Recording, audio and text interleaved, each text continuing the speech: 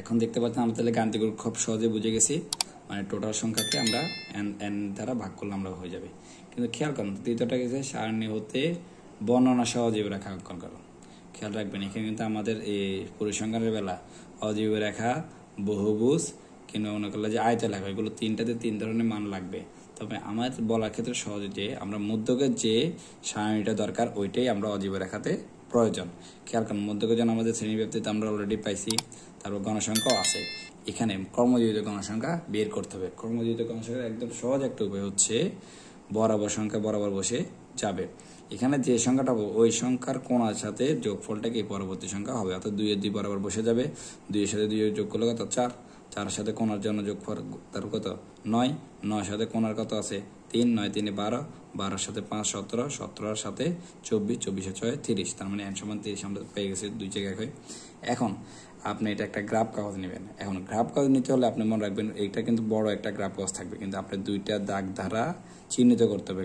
একটা এক্স, একটা হচ্ছে এক্স প্রাইম দিতে হবে, আর একটা যদি ওয়াই দেন আরেকটা হচ্ছে ওয়াই প্রাইম দিতে হবে, যেহেতু এখানে গ্রাফ কাগজ আমরা বড় দিবে। হ্যাঁ, তো এই ক্ষেত্রে আপনি কি করতে হবে, ছক কাগজে প্রতি এক্স অক্ষ বরাবর প্রতি ঘরকে, মানে এক ঘরকে কি ধরবেন, এক ধরে ধরুন, প্রতি ঘরকে শ্রেণী ব্যবধানের উচ্চসীমা 1 একক, এবং ওয়াই অক্ষ বরাবর কি ধরতে হবে, ওয়াই অক্ষ বরাবর ছক কাগজে প্রতি ঘরকে ক্রমদ্বিত গণসংখ্যা এক, মানে এগুলো ক্রমদ্বিত গণসংখ্যার 1 একক ধরে প্রদত্ত উপাত্তের অজীব রেখা আঁকা হলো। আর মূল বিন্দু হতে ওই যে প্রথমে খেয়াল করেন আমাদের প্রথমেই আমাদের কত আছে 34 আছে। হ্যাঁ, মূল বিন্দু থেকে 34 বুঝাতে, কেমন মূল বিন্দু থেকে 34 বুঝাতে আমাদের কি করতে হবে, একটা ভাঙা চিহ্ন প্রদান করতে হবে। মানে এটা দ্বারা বুঝেছে এখান থেকে 34 পর্যন্ত এখানে সংখ্যাগুলো কি আছে, এখানে অলরেডি দেওয়া আছে। এখন আপনি আমাকে প্রশ্ন করতে পারেন যে স্যার 34 সংখ্যাটা কোথা থেকে আসলো। এটা মনে রাখবেন, আপনি এখানে মূলত অজীব রেখা আঁকতে হলে এই সংখ্যাগুলো দ্বারা অজীব রেখা আঁকতে হবে। এখন এই সংখ্যার এক ঘর আগে একটা সংখ্যা ধরতে হবে, অর্থাৎ 39-এর আগে যদি আমাদের মধ্যমান থাকতো তাহলে ওই ক্ষেত্রে কি আমাদের 34 হইতো না, ওই জন্য ওই হিসেবে 34 ধরছে। আবার 69-এর 5 ঘর পর কত যদি একটা সংখ্যা থাকতো কি করতো, 74 হইতো না, মূলত এইটাই। এখন মূলত 39-এর 5 ঘর আগে সংখ্যাটা কি 34, এই জন্য আমাদের প্রথম কথা হচ্ছে 34।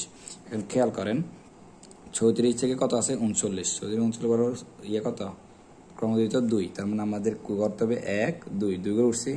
হ্যাঁ, একটা গুণা। এরপর দেখেন পরে কি আছে 4, 1 2 3 4, ঠিক আছে।